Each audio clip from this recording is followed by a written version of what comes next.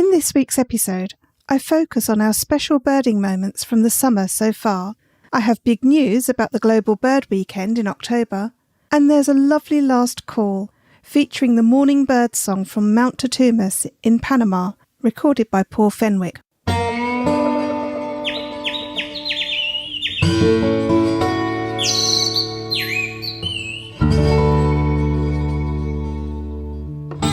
Welcome to the Casual Birder podcast. I'm Suzy Buttress. As a casual birder, I take pleasure in watching the wild birds around me, wherever I am. In my show, I share the joy of birding. I tell you about the birds I've seen, speak with experts and enthusiasts, go on bird outings, and I share stories from birders around the world. In case you missed it, last episode I spoke with Mike Drew, biodiversity advisor and licensed bird ringer. For the last 10 years, he's monitored nightingale nesting sites in Cambridgeshire. As nightingales sing during the night, when other birds are mostly silent, counts are done at very unsociable hours. Mike told me about the incredible journeys that nightingales make and how advances in technology have helped us to understand the challenges they face in both their wintering and breeding locations. Do take a listen. And, if you like, you can watch the video of our conversation on the Casual Birder Podcast YouTube channel.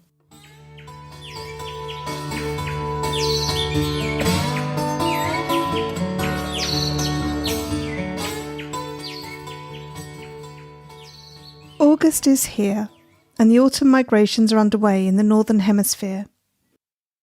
There's such a mismatch between what I think of as summer and the calendar of the natural world. It feels as though summer has hardly started. Where are the long, hazy days of blue skies, insects buzzing, and birds singing? The swifts that came here to breed in the summer have now left my neighbourhood on their way back to Africa, and the birds that winter here will soon be arriving. I've noticed that the small mixed group of species that I associate with autumn have started to appear.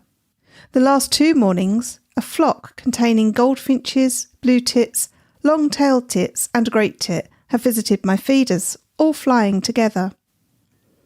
It's not that I'm complaining. There are the lovely crisp autumn days to look forward to, and the Global Bird Weekend will be taking place, starting on October the 8th.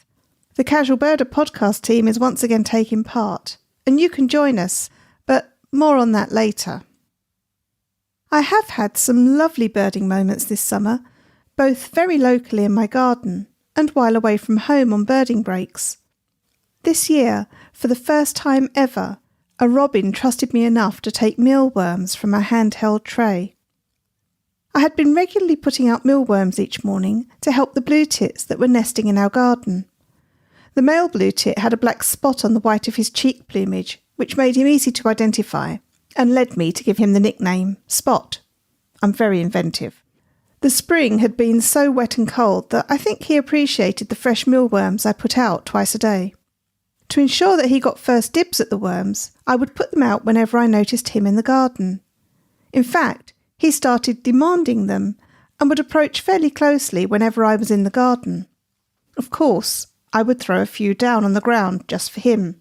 He'd come back multiple times each session, and it wasn't long before a robin and some house sparrows noticed his behaviour and investigated. The house sparrows were always very careful not to approach too closely, and the robin only came for worms a couple of times.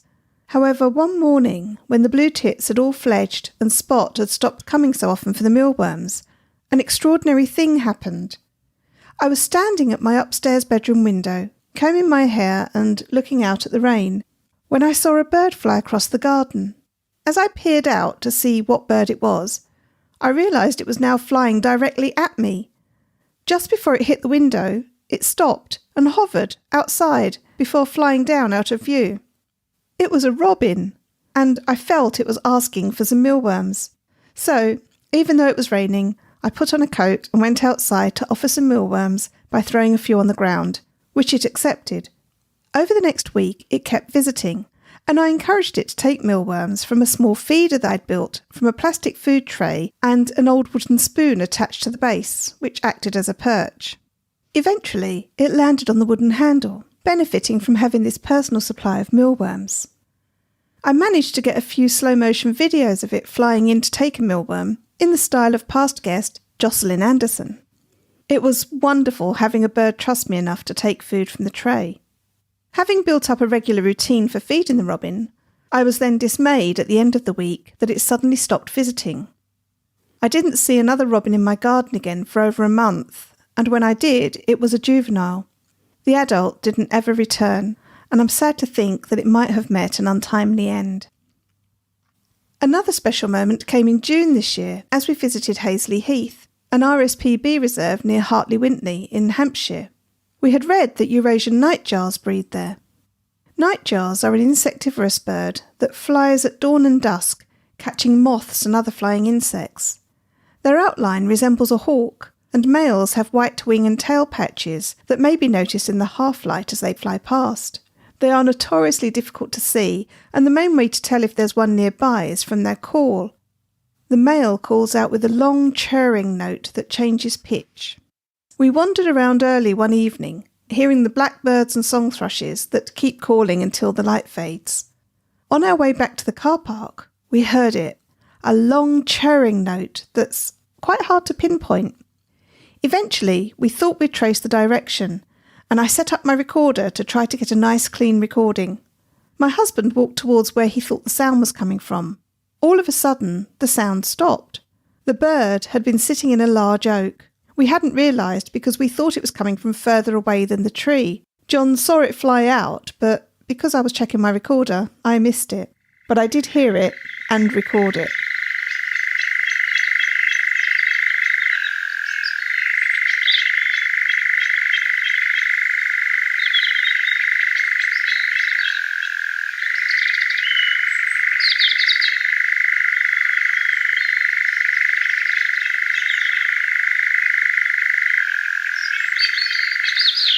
The call cut off suddenly because it saw John approaching.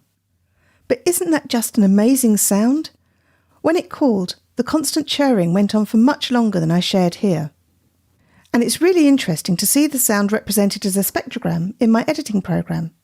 Very different to the representation of the calls of other birds. I'll share the spectrogram on my Instagram and Facebook feeds, in case you'd like to see. It's likely that the nightjars have now left for the wintering grounds in Africa, but we hope to find one there again next year. We've visited Hazley Heath a few more times, but mostly during the daytime, when we heard cuckoos, saw stonechats and whitethroats, and, on one occasion, a Dartford warbler, a small dark bird with a long tail. Dartford warblers can sometimes be seen sitting on top of gorse, singing.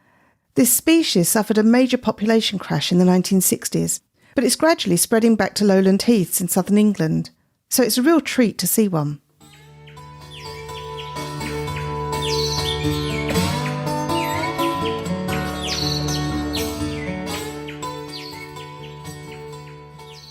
I'm always keen to hear what birds you've seen, or to hear about your birding days. I asked members of the show's Facebook group to tell me about their favourite recent birding experiences. Karin sent me this. Hi there, it's Karin from Oulu in northern Finland. And my special birding moment this summer relates to a really special bird that was a bit of a bogey bird for me in England when I lived there. And it took me ages to see one. That was the kingfisher. I used to go and watch them at the Wildfowl and Wetlands Trust in Slimbridge, where you're more or less guaranteed to see one at nesting time.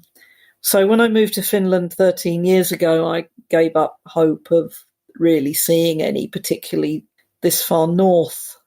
Recently, because of climate change, they have been spotted a little bit more, and this summer there's a top secret nesting spot about 100 kilometres from where I am, and I was lucky enough to actually see the two parents, not at the same time. It was absolutely magical seeing that bright blue dart along the river. So that's my summer highlight from this year. Thanks very much, and loving the podcast. I'm so pleased that you had the chance to see the kingfisher. Such a gorgeous looking bird, but they fly so quickly unless you see them perched. They're just a flash of blue, or sometimes a flash of orange, depending on which way they're facing as they fly. But that gorgeous blue colour just darting along a river, is one of those real treasures of nature. Unfortunately, when there are individual birds, or a pair, and so wonderful to hear that there's a pair of them, but when birds are outside of their normal area, it does attract a lot of attention. They're subject to stresses, not only from how they got to that area, but then from human interference. And as an ethical birder, as I know Karin is, there'll always be this balance that needs to be struck between wanting to see the bird, but not wanting to endanger it. I hope those birds stay in the area and stay healthy and enjoy their new home. Andy Weidman from Pennsylvania wrote, "On the last day of July, I drove through the local wildlife reserve, Middle Creek Wildlife Management Area. The Game Commission has been drawing down the water level in the main lake to create a temporary shoreline habitat and encourage new vegetation. Shorebirds have been taking advantage of the newly exposed mudflats, including least sandpipers, greater yellowlegs, and what I thought was a killdeer at first glance. Something didn't look quite right, however, and I took a second look. That's when I noticed there was only one black bar girdling its breast, not the two of a killdeer. My Sibley's guide confirmed it. A semi-palmated plover, a lifer." Congratulations on your lifer, Andy.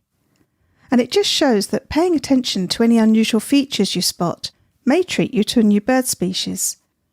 I know myself, when looking at waders, I can feel a little bit overwhelmed by so many birds looking so similar, and I'm sure I'm missing out on identifying new birds by lumping them all together. Hi Suzy, it's Nish from Sri Lanka. I just wanted to say that we've had lots of rose-ringed parakeets flying over, number of groups, very noisy and fighting each other on on air as well. And we had two visiting our bird feeder yesterday. They were there for a while. Our dog saw them and then she had to chase them away, but I had a good look. They were gorgeous. We've had several this morning as well, just perching on top of trees.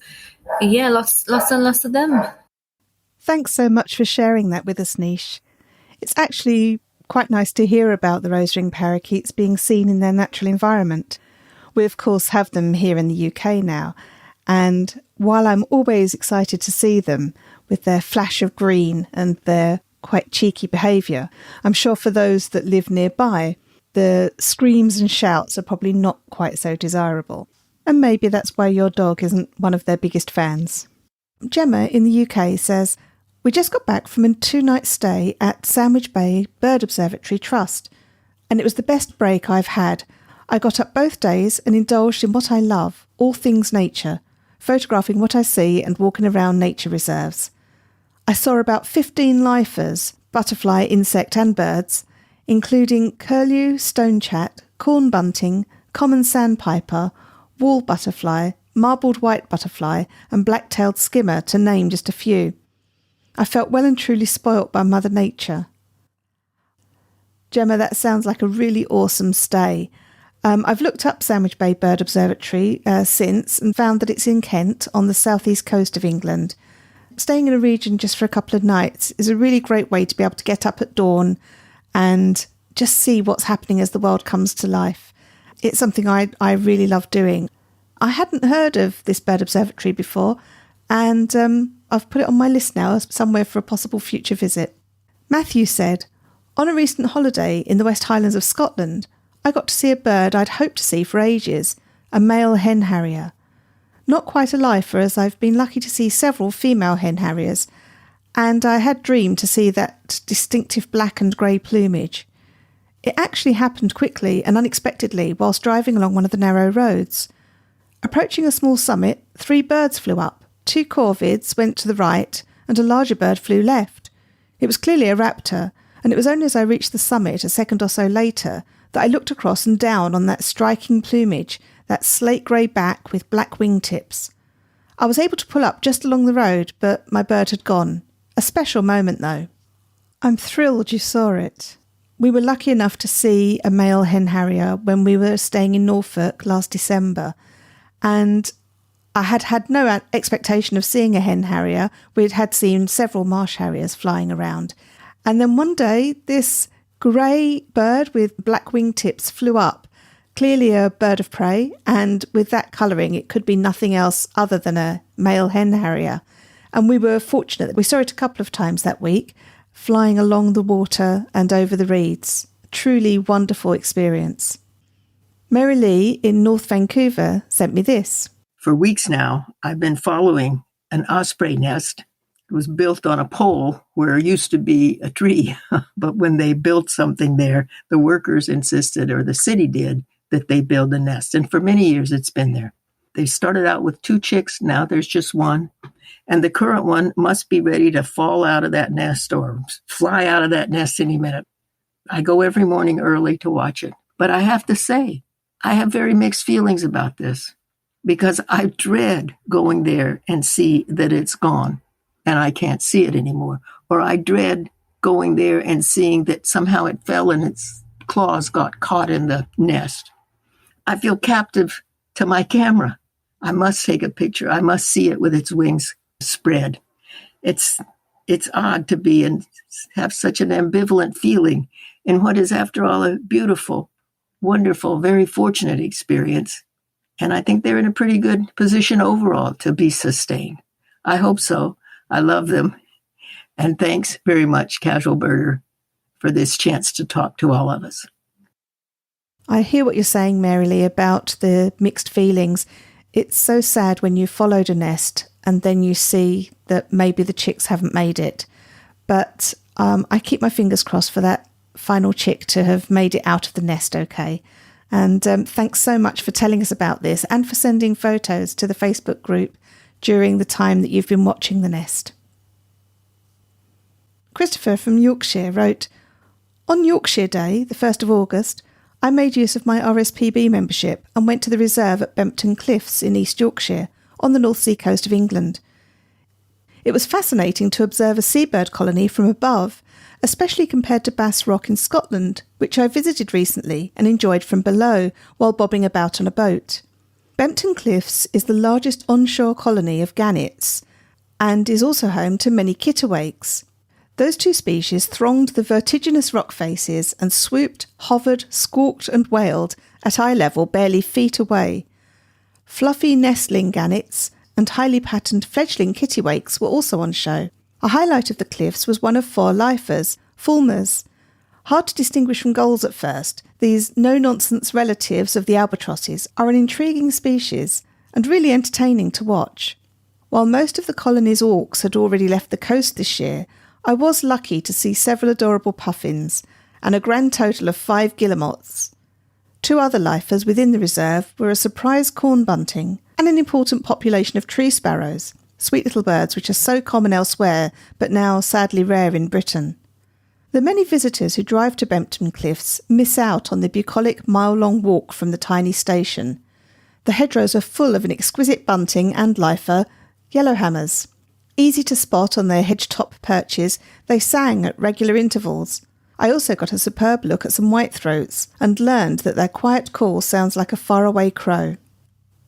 I look forward to returning to RSPB Bempton Cliffs, perhaps earlier in the season to catch more puffins, guillemots and razorbills, or later this year if the black-browed albatross stays in the area.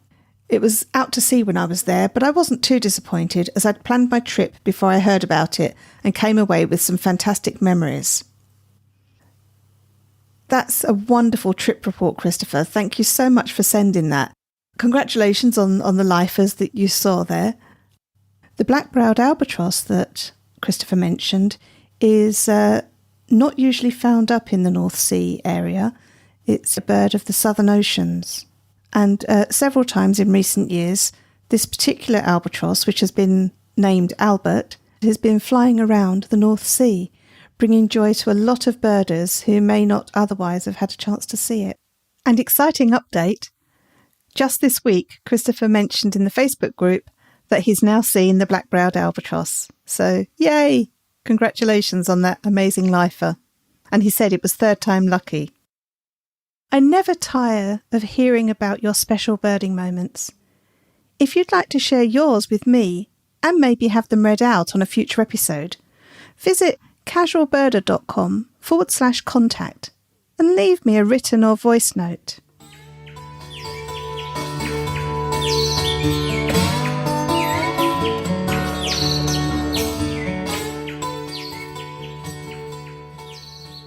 The Global Bird Weekend has been confirmed for October 8th to 10th, 2021. Created by Tim Appleton MBE, this initiative between Global Birding, eBird, BirdLife International and Swarovski Optic encourages people to go birding, contribute to community science and raise awareness and funds for conservation issues. The event brings together people from around the world, and it doesn't matter what kind of birder you are, all are welcome to participate. It was fabulous being part of an international team for the previous events, and I've registered the Casual Birder podcast team for this one too. I'd love you to join us wherever you are in the world. There are official activities planned for the whole weekend. The main day is Saturday, October the 9th, when we will each go birding in our local area, some of us alone, some of us as members of a group, but all joined together in the spirit of the event. It doesn't matter if you want to go birding for 15 minutes or whether you want to spend the whole day finding birds. All observations are important. If you join our team, you'll enter your observations into your own eBird accounts and then share them with the team account. I'm excited to share that there will also be exclusive virtual events for members of the Casual Birder podcast team. If you'd like to join the team, please sign up at bit.ly/CBTeam21, and that's all lowercase letters. We will also be raising funds for BirdLife International to help with the event's supported cause, conserve coastal wetlands, save threatened migratory birds. Coastal wetlands are vital stopover sites for water birds seeking food and rest on their lengthy migrations, but all around the world they're threatened with development. So, for Global Bird Weekend this year, we're fundraising to help save these critical refuges and the birds that rely on them. If you'd like to make a donation on behalf of the Casual Birder podcast, you can do it through our Just Giving page, or use the link bit.ly/teamdonation21. You can find out more about the Global Bird Weekend in episode 78, where I speak with Tim Appleton about the event's inception. All links mentioned are in the episode notes. As you're still listening at this point of the podcast, I hope that you're enjoying it, and I have a request of you. Please, right now, share the show on your favourite social media channel and say why you enjoy it. Oh, and tag me in your post. This will bring the show to the notice of more people who might also enjoy my episodes. I know that podcasters are always asking you to share the show with friends, but that's because personal recommendation is one of the most powerful ways to help a show grow its audience. And it's not just for ego that I'd like more people to listen, though, let's be honest, there is a little bit of that. But with a larger audience, there's more likelihood that some of you may be able to help support the show financially. And this leads to my second request. I want to create transcripts for all the episodes. This is important to make the show accessible for those who wish to enjoy it and require a way of reading along. Transcripts also help people to find the show through internet searches, so it improves visibility for the show. But good quality transcripts take time and effort to prepare. I do use an automated service to transcribe most of the episodes, but it still needs someone to read through and make corrections so that it's accurate. I've tried to do this by myself in the past, but it takes quite a while, and I simply don't have enough time to do the job properly. So I plan to pay someone to create them. But I need to raise the funds first.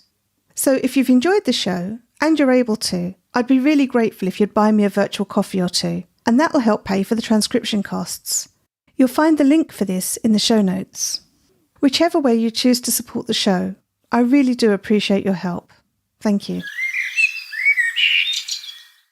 Last Call is an uninterrupted recording of bird song and sounds from a specific location that gives you a flavour of what it was like to be there. You'll hear it after the end credits of the show, so do keep listening. Last Call this week was sent to me by Facebook group member Paul Fenwick. Paul recently travelled to Panama and recorded a morning soundscape at Mount Totumas Cloud Forest Reserve. The main species that you'll hear in the segment were Rufous-browed Peppershrike and clay-coloured Thrush. But you'll also hear Mantled Howler Monkeys welcoming the day. He also shared the eBird list that he started just after the recording, which should contain a majority of the species heard in it. The link to this is in the episode notes. I found it fascinating to look at his checklist as it contained audio, photos and videos of the species he encountered. As Paul told me, the checklist is a good representation of the diversity in media that you can engage in, audio, photo and video, and when that media is attached to a checklist, it results in a digital specimen being created for that species at the Macaulay Library. He told me, never question your contributions, as each checklist you take the time to submit is the true foundation for conservation. Paul recorded the soundscape on his cell phone. Most cell phones can take great recordings nowadays, and you can add the sound file to your own eBird checklists. You can also share them with me for the show. Thank you to Randy Braun for designing the artwork for the show. The theme music is Short Sleeve Shirt by the Drones. Thanks to them for letting me use it. Check out their website at dronesmusic.net.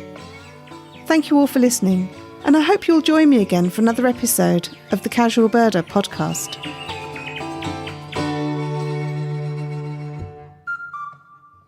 Last Call, recorded by Paul Fenwick at Mount Totumas Cloud Forest Reserve, Panama, on the morning of 7th June 2021. The main bird species that can be heard in this segment were Rufous-browed Peppershrike and clay-coloured Thrush, and you'll also hear Mantled Howler Monkeys welcoming the day. The recording is 4 minutes long.